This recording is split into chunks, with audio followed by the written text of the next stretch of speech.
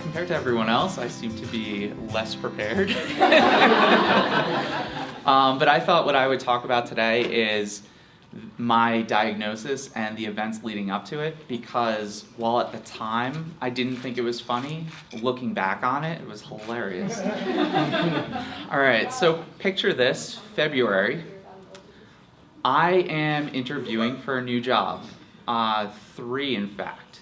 So I decide, hey, I'm so busy interviewing for new jobs, I should go ahead and quit my current job.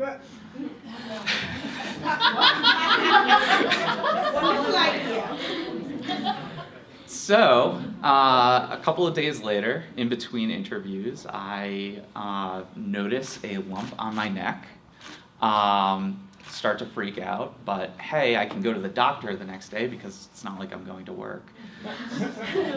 I go to a doctor I've never been to before, just a general practitioner.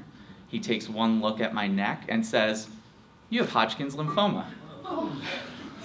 You should go get a CAT scan."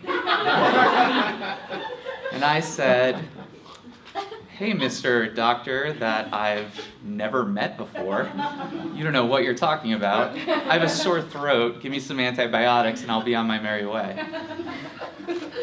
So I didn't say it that nicely or, at that volume, but essentially I got a prescription for antibiotics, drove to CVS, cried in my car for a half hour, and then went to the hospital for a CAT scan, which was inconclusive. So I went to another hospital. Then I had a biopsy. Then I got a job offer. And I said, okay, yeah, I definitely want this job, but I'm having surgery on Friday, so I don't think I can start on Monday. And I was told, if you don't start on Monday, we're giving the job to someone else. I'll start on Monday.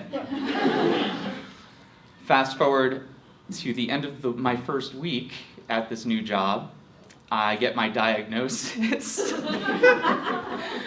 and a couple of months later, that HR person was no longer with the company. So, one last thing, because my wife tells everyone about how I told her about my diagnosis, I thought I would just get in front of that and tell all of you.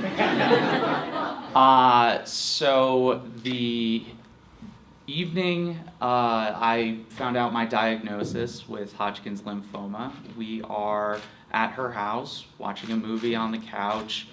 We grabbed dinner, we were hanging out for a couple of hours.